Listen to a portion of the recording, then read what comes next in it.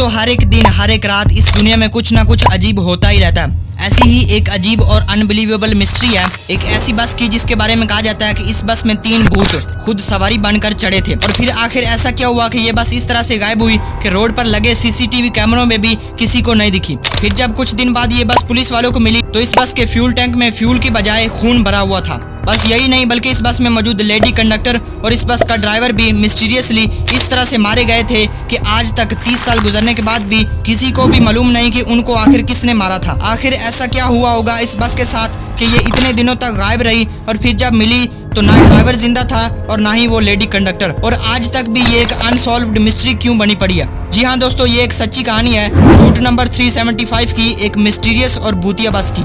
Hello दोस्तों, मैं हूँ आपका अपना यार और दोस्त मिस्टर बशीर। तो चलो हमेशा की तरह शुरू से सब कुछ स्टार्ट करते हैं।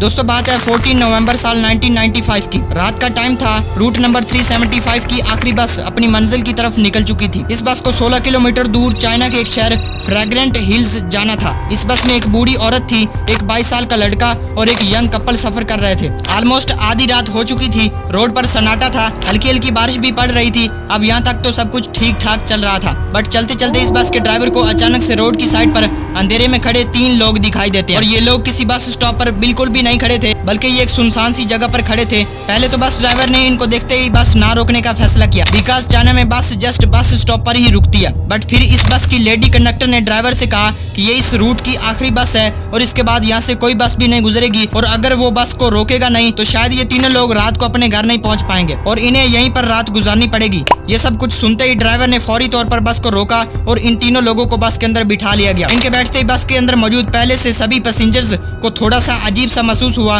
बिकॉज इन लोगों ने पुराने चाइनीज ट्रेडिशनल कपड़े पहन रखे थे और दूर से ये 3 लोग जबकि बस के अंदर से ये 2 लोग दिख रहे थे और तीसरे इंसान को इन दोनों ने अपने कंधों पर उठा रखा था। इन लोगों के पास से बहुत ही गंदी बदबू आ रही थी। अब ये तीसरा इंसान जिसको इन दोनों ने अपने कंधों पर उठा रखा था, बस में मौजूद सभी लोगों ने ये सोचा कि शायद ये इंसान बीमार है या फिर टांगों से मजबूर है, इसीलिए इन्होंने इनको उठा रखा। बट बस में मौजूद वो बूढ़ी औरत इन लोगों को बहुत गौर से देख रही थी। इसको लग रहा था कि जरूर कुछ ना तो कुछ गड़बड़ है। बूढ़ी औरत ने बस में मौजूद लेडी कंडक्टर को बुलाया और इससे पूछा कि क्या ये लोग तुम्हें कुछ अजीब नहीं लगते? इन लोगों ने ये कैसे कपड़े पहन रखे हैं और इनके पास से कितनी गंदी बदबू आ रही है? तब उस लेडी कंडक्टर ने बताया कि ये लोग शायद किसी ड्रामा कंपनी में काम करते होंगे या फिर ये किसी फिल्म की शूटिंग से वापस आ रहे होंगे और एक्टिंग करते करते ये अपनी ड्रेस चेंज करना भूल गए होंगे। बट खैर अब सब लोगों ने इन 3 लोगों पर ध्यान देना छोड़ दिया सिवाय उस बूढ़ी औरत के।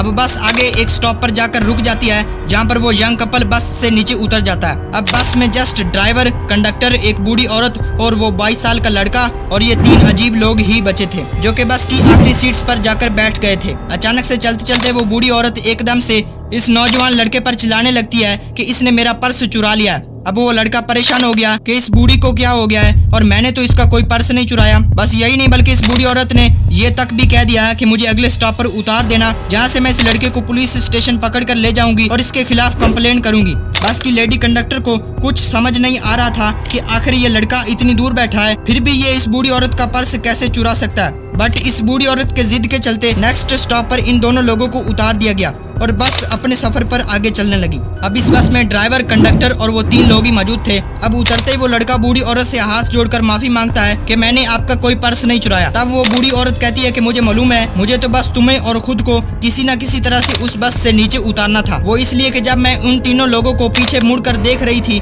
तो अचानक से तेज हवा की वजह से उनके कपड़े ऊपर उठे और मैंने देखा कि उन तीनों के पाँव नहीं थे, यानी ये हवा में उड़ रहे थे, जिससे ये साफ साफ मालूम पड़ता है कि ये तीनों लोग भूत थे। अब ये बात सुनकर उस लड़के को थोड़ा सा डर तो जरूर लगा, बट उसे अभी भी यकीन नहीं हो रहा था। फिर वो दोनों मिलकर पुलिस स्टेशन जाते हैं और ये सारी बात पुलिस को बताते हैं। पुलिस वाले इन लोगों की बात को सीरियसली नहीं लेते हैं और पागल समझकर इनकी बातों को टाल देते हैं और इन दोनों को अपने अपने घर भेज देते हैं। फिर नेक्स्ट दिन पुलिस वाले हैरान तो तब होते हैं जब इस बस की मिसिंग रिपोर्ट लिखाई जाती है। तब पुलिस वालों को वो रात वाले 2 लोग, लड़का और बूढ़ी औरत की याद आती है। वो इनसे बुलाकर पूछताछ करते हैं बट फिर भी बस का कुछ पता नहीं चल पाता। बट फिर अचानक से पुलिस स्टेशन में कॉल आती है कि वहाँ से करीब 100 किलोमीटर दूर नदी में एक डूबी हुई बस मिली है जो कि पलटकर नदी में गिर गई थी और इसमें 5 लाशें भी मौजूद है। पुलिस फॉरेंसिक टीम के साथ वहाँ पर पहुँच जाती है और इन्वेस्टिगेशन के दौरान मालूम पड़ता है कि इनमें 2 लाशें एक ड्राइवर की और एक लेडी कंडक्टर की है, जबकि बाकी 3 लाशें जो कि पूरी तरह से गल सड़ चुकी थी। ऐसा महसूस हो रहा था कि इन तीनों लोगों को मरे हुए कई महीने या फिर साल गुजर चुके हैं, जबकि इस बस को गायब हुए तो जस्ट 2 दिन ही हुए थे। और वहीं पर ये लोग तो काफी साल पहले मर चुके थे, इनकी बॉडी बहुत पहले डिकम्पोज हो चुकी थी। बस की कंपनी से बात करने के बाद पुलिस वालों को मालूम पड़ा कि ये बस जस्ट 16 किलोमीटर का फासला ही तय करती थी, तो फिर आखिर इसमें इतना फ्यूल कहां से आया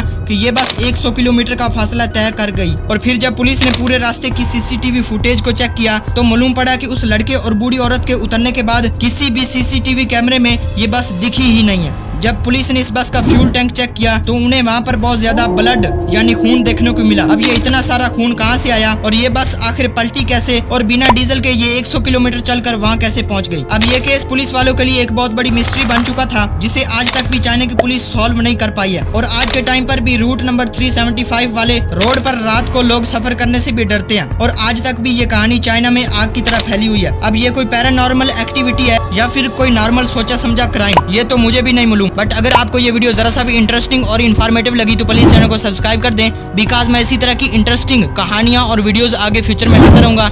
मिलते हैं फिर किसी इसी तरह की नई वीडियो में, तब तक के लिए बाय।